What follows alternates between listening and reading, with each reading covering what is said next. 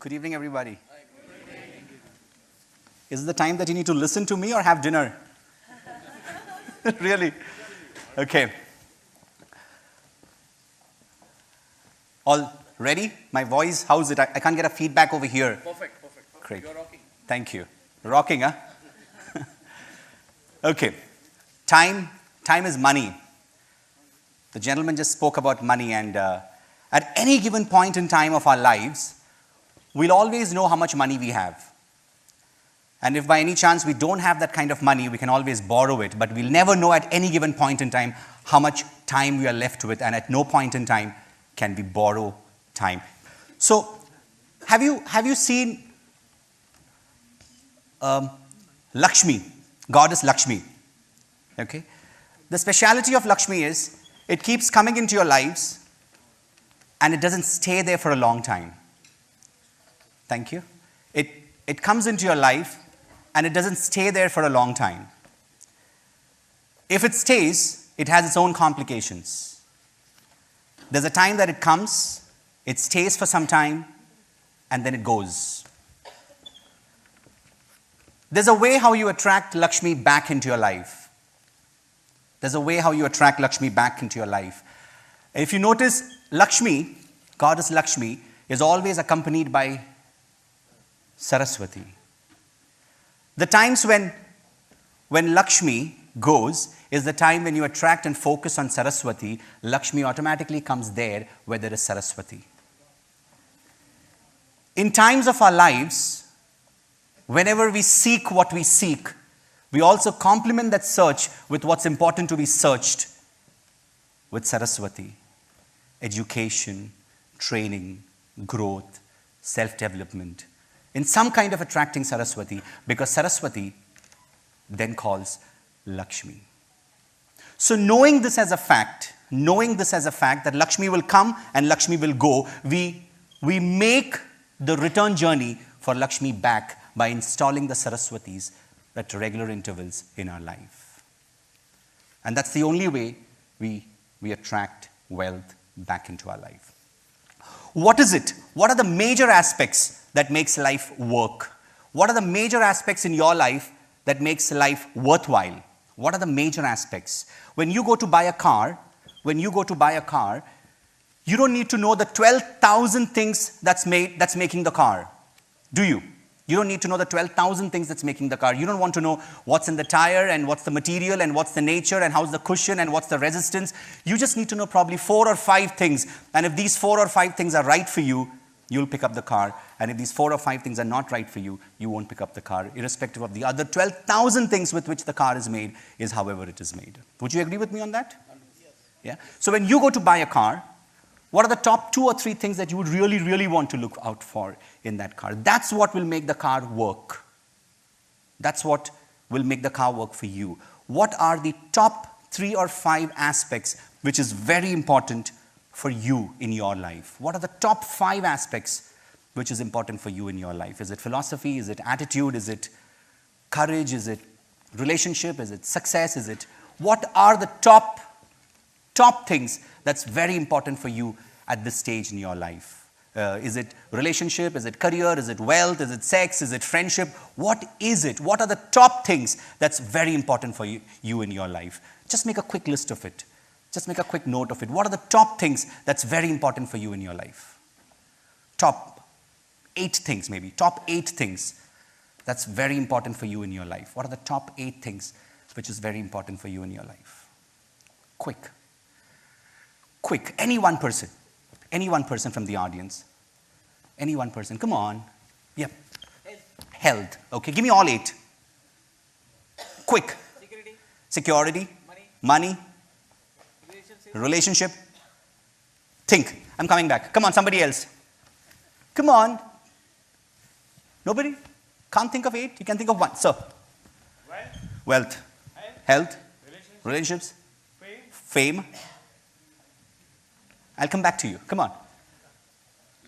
Lifestyle. Attitude. The rest everybody has said. Attitude.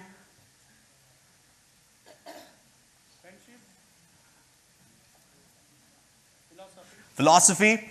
Okay, I want you to know 8 things. These are the 8 spokes of the tire. And we spend enormous time working on one aspect and ignore the rest. One will not fit in the other, what's missing. You need to work on all of them. There are 8 things which will be important to work your life well out. It's important to know what are these 8 things for you. It's important to know what are these 8 things for you that makes your life work well. And at different age of your life, these 8 things will change. For the 17-year-old, it's not spirituality. And for the 70-year-old, it may not be sex. The 8 things will keep changing. And it's important once in a while to take a good inventory of what are your latest 8 things that you're chasing. And you should be careful to chase what's missing. Not just try to fulfill the one which is already good. Because if that is fulfilled, the remaining are incomplete. It's not a smooth ride. You're going to fumble, you're going to break, you're going to go down, you're going to break. There's a lot of things. This one woman comes to me for therapy. And in the sessions room, she says that the office doesn't pay me well. And she flashes her salary certificate in front of me and she says, my office doesn't pay me well. And she also puts forth her expense lists in front. And I could see that the income is not matching the expense. The wealth man is there. He'll know a better way to match it. And here's what I asked her. I asked her, does the company pay more than what they pay you to somebody else? And obviously the answer was, yeah. So it's not that the company doesn't pay, it's that the company doesn't pay her. And this is important, to work hard on yourself than on the job. This is what is very important, to work hard on yourself than on the job. Because when you work hard on yourself, when you work on the 8 spokes which are really important for you in your life, you begin to become indispensable, valuable to the job. That's when you begin to add value to the job, by working hard on yourself. By working hard on yourself than on the job. Now you attract value to the marketplace. The organizations don't pay you for the time that you give the organization. They pay you for the value that you bring to the table. Bring more value to the table. And the only way you can bring value to the table is by increasing your value to the marketplace. And the only way you can do that is by working hard on yourself than just in the job. That's by exercising. That's by reading the right books. That's by sticking on to the basics. That's by sticking on to the basics. And here's what's important about the basics. The basics do not change. The basics with which mankind can achieve success has not changed in the last 6,500 years of recorded history. It doesn't change. You don't need to upgrade that. It doesn't need to be updated. It's the same. It's the same. The same basics is what works, is what makes life work well, is what makes life work the right way.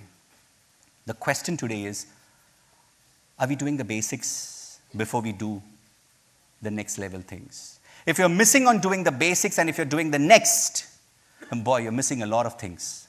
You must be doing the basics. These are simple ideas, but I don't know whether it's simple for you.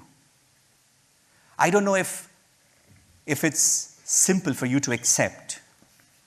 They're simple ideas. Very simple. You'll ask me, if it's simple, then why can't everyone do it? Because if it's easy to be done, it's also easy not to be done.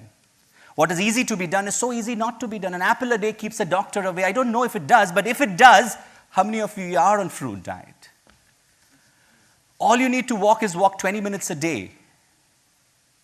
It's so easy, right? It's so easy to do that it is also easy not to do. It's so easy. The basics are so easy. The beauty with basics are they are easy to do. They are easy not to do. To read 2 pages of a book a day, you will finish a 200-page book in 3 months. You will finish A lot of books in a year. An average CEO reads 40 books minimum in a year. Basics. Basics. But when you miss the basics, they're so easy to be done. They're so easy that you do not do it. You could do it, you should do it, and you don't do it. You could do it, and you should do it, and you don't do it is a definite formula for failure. The formula for failure is, I could do that. I could read a book. I could walk a mile. I could walk 20 minutes. I could eat fruits. I could get up in the morning and drink a glass of warm water. I could hug my parents. I could spend time with my family. I could do the right things right at the right time. There are things I could do. I could reconcile with my brother, with my mother, with my father, with my relationship. I could repair that door, that shower. I could clean my drawer. Easy things, simple things. So easy to be done. So easy not to be done as well.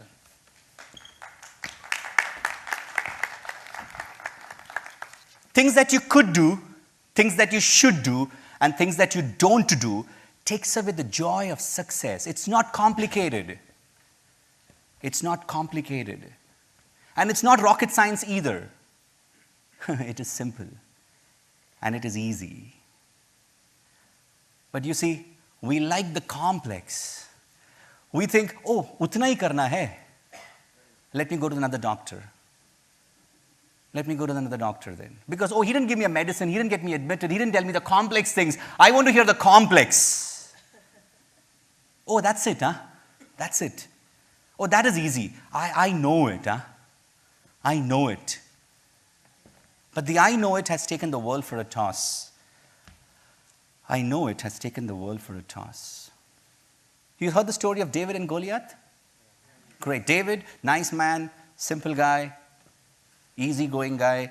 Goliath, the giant, goes, harasses people in the village, troubles them, takes them from here, puts them there, breaks their house, uproots the tree. The villagers gets mad at Goliath, goes to David and tells David, David, hey, would you help us? Goliath is troubling us. What does David say? Simple. He takes a stone, takes in the sling, hits it, hits Goliath here, and there lies Goliath, dead. The villager says, he's so big that we couldn't hit. And David says, he's so big we couldn't miss. The villagers couldn't hit Goliath because he was so big. They were wondering how to hit. And David says, he's so big, na, how can I miss him? It's the approach of simplicity which will rock the world. It's the approach of simplicity which will build businesses of the future. It's the formula for minimalistic which will take the world by stride, not complex. The more you simplify things in your own life, the more you clear the clutter, the more you clear the drawer, everything, the more minimalistic you get, the sooner you achieve what you need to achieve. It's not complicated. It's not complicated. It's not complicated. And the easier you keep it, the faster you get there. It need not be complicated. The simpler. Go check across industries. The ones which are smaller, simpler, easier have scaled up faster. But I think it's Robert Kay in his book says that build a company which even a dumb person can run, not duplicate it. That's what he said. Create a company which even anyone can run, not duplicate it. You think McDonald's is a complicated model? Easy. Can't you make a better burger than McDonald's burger? Yes, but the question is, can you sell more burgers than McDonald's? That's the answer. He's made it so simple that you can make something better than him, but can you sell something more than him? You build a system which stands the test of time. When you don't do the simple, the complicated comes in front of you. That's when the Goliath comes in front of you, and life will in between throw a Goliath in front of you to arise the David in you. Life will throw the Goliath in front of you so that you can give birth to the Davids inside.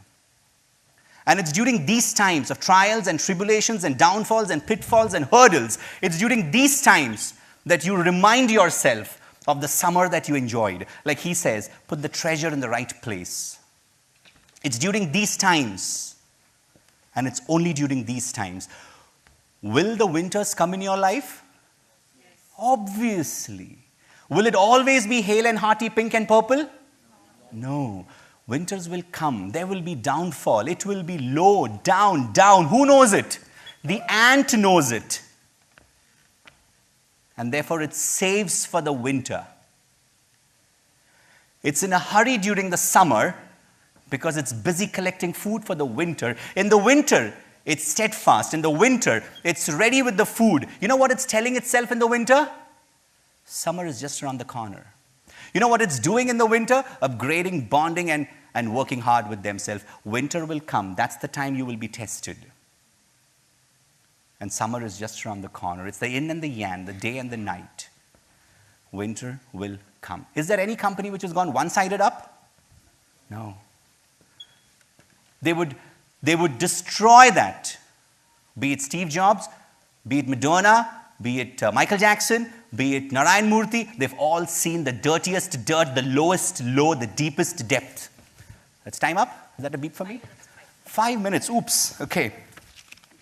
Right, and the last one. 5 minutes, huh? Okay. Cool. Yeah. I'll close it soon. No problem. I'll tell you a story and wind up. Is it okay if I take a little more?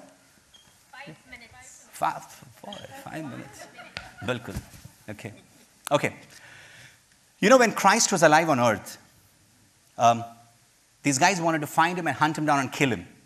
So they had to go and find out a man who would know Jesus, where he is. So they go and they plant a man within them. And they get Judas to identify who's Jesus. And these guys go and they find out Jesus because of this indication. And they capture him and they go and they, whatever. Judas gets his 30 shilling dollars, silver coins. And they go and they beat Jesus and they take him to task and everything. When Judas happens to see this, that Jesus is being punished, beaten brutally, or whatever, he goes to the Roman king and he tells them that this is not why I identified Jesus for you. Please take this money and return that man back. They said, to hell with you. You got your money, we got Jesus. We are done here. The story says that this man goes and hangs his worthless self. He gets a fortune and he goes and he hangs his worthless self. In life, it's very important, more than what you get, what you become. What you become is more important than what you get. He became a traitor there. He became a traitor there. And imagine, he's got a fortune, 30 shillings of silver. He's got a fortune. What you become is more important than what you get. Don't go after what you get. Find out what are you getting in the job. Are you being cynical there? Are you getting appraisal there? Are you growing there? What is happening to you in your family, in your relationships, between your parents, in your organizations? It's a good question to ask every week on Saturday. What have I become today? What have I become today? And what you become is more important than what you get, because if you become something more than what you were last week, you will get more than what you got last week. I leave you with that. I have some time? Yes. No, sir. Yes, we want to hear you. Yeah, little more. Yes. 2 minutes. I'm open for questions. 2 and 2, 5. Okay. Complete. We want to hear you. Yeah. Thank you. Thank you very much. I appreciate that. And so it's important what you become in life. उस परिवार में आप क्या बने? उस office में आप क्या बने? What have you become in the organization? What has the organization made you? What are you becoming there? Because what you become is very damn important. And do not become anything which is attracting more, but becoming less of you. After 6 months in the organization, after 1 year in your family, it's a good question to ask, what did I become here? Did I become a father, or was I only a financer? Did I become a mother, or was I only a judge here all the time? It's a good question to ask, what am I becoming here? And during the winter, which will come, I want you to welcome the winters in your life. And what's the best time to welcome the winter? In the peak of the summer. For 6,500 years of recorded history, winter has always come after summer.